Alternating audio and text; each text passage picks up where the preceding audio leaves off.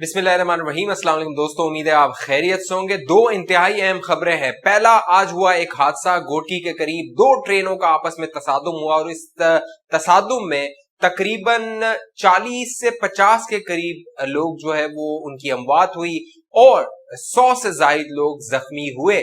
इस हुकूमत ने, ये जो तब्दीली सरकार है, इसने इसका सारा मलबा डाल दिया है नवाज शरीफ पे और पिछली हुकूमत में कि वो जिम्मेदार है इन तमाम हादसों की और जो भी हलाकतें हुई है उसकी।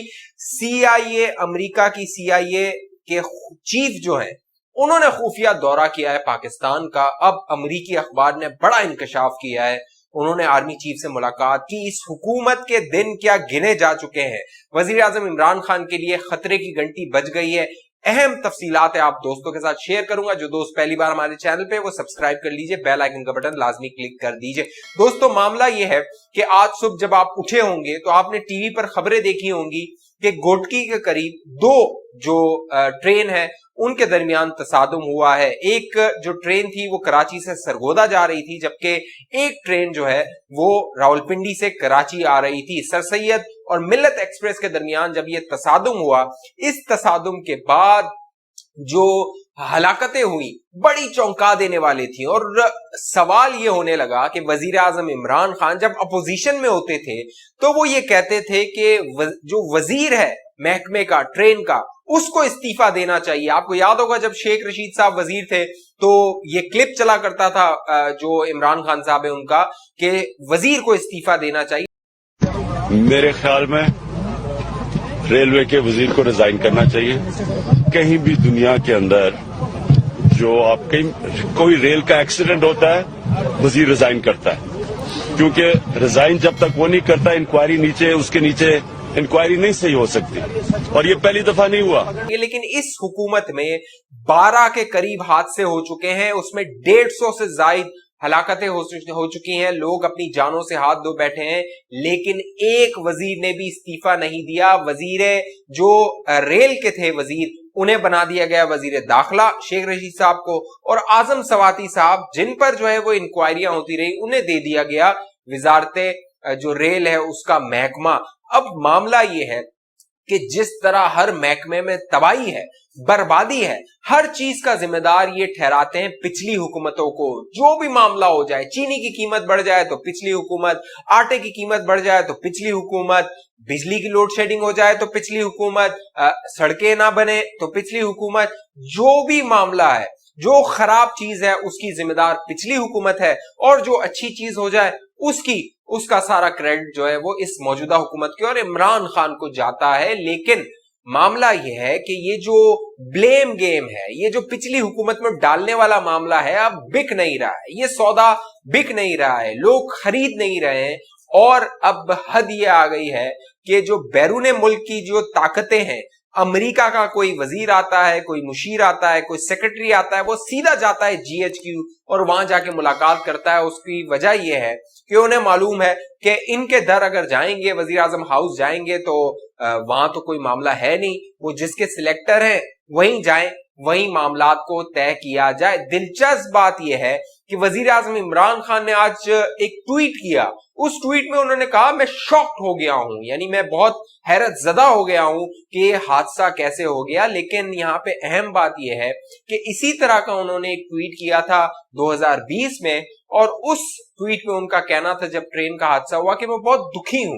आज उन्होंने कहा बहुत मैं शॉक हूं, आज उन्होंने कहा, पहले उन्होंने कहा था बहुत मैं दुखी हूं। तो ये हुकूमत सिर्फ हैरत जदा रहने के लिए है और दुखी होने के लिए है, लेकिन इनके पास कोई हल नहीं है। इसीलिए एक सीआईए के जो चीफ है, उन्होंने पाकिस्तान का खुफिया दौरा किया और वो डायरेक्ट उन्होंने मुलाकात की army chief general Qamar Javed Bajwa और डीजीआईएसआई जनरल फैज हमीद के साथ। और इस मुलाकात में जो अफगानिस्तान का मुस्तकबिल है उस हवाले से मामला तय हुए, क्योंकि जो अमेरिका है उसको मालूम है कि जो सिविलियन हुकूमत है मौजूदा, वो एक पपेट हुकूमत है, उससे पॉलिसीज, उससे मामलात को तय नहीं किया जा सकता, इनके समझ भी नहीं आने मामलात। इसीलिए वो डायरेक्ट जाते हैं एस्टेब्लिशमेंट की आला मुख्तदर हलकों के पास, उनकी लीडरशिप के पास, और वो जाके वहां पे मुलाकात करते हैं। अब न्यूयॉर्क टाइम्स जो अमेरिका का बड़ा अखबार है उसने ये दावा किया है कि ये खुफिया दौरा किया गया सीआईए सरबराह की जानिब से, और इस दौरे में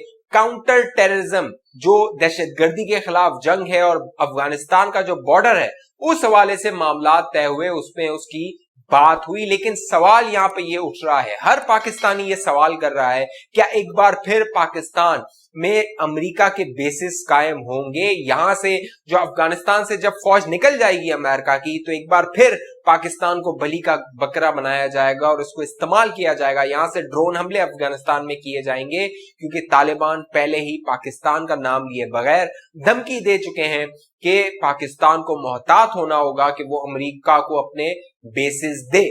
लेकिन इससे पहले जब ये जो मुलाकात हुई है, खुफिया दौरा हुआ CIA चीफ का, इससे पहले अमेरिका के जो वजीर दिफा हैं ऑस्टिन, उन्होंने गुफ्तगू की थी आर्मी चीफ के साथ, और इस न्यूयॉर्क टाइम्स के अखबार का दावा है कि उस गुफ्तगू में बेसिस के हवाले से मामला जेर गौर आए थे, उन पर बात हुई थी।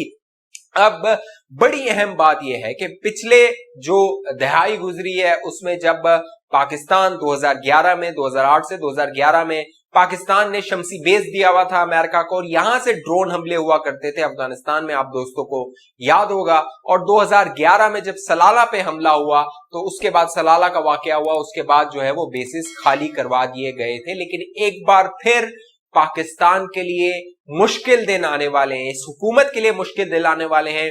शाह महमूद कुरैशी ने कहा था, अगर पाकिस्तान में बेसिस चाहिए तो जब तक इमरान खान है ये बेसिस नहीं दिए जा सकते हैं। तो आपको मालूम है अमेरिका जो है वो किस तरह पाकिस्तान में हुकूमतें लाता है और हुकूमतों को घर भेजता है। तो क्या वजीर आजम इमरान खान के घर जाने का वक्त हो गया है? क्योंकि न्यूयॉर्क टाइम्स की इस खबर में शाह महमूद कुरैशी के इस बयान का भी जिक्र किया गया है।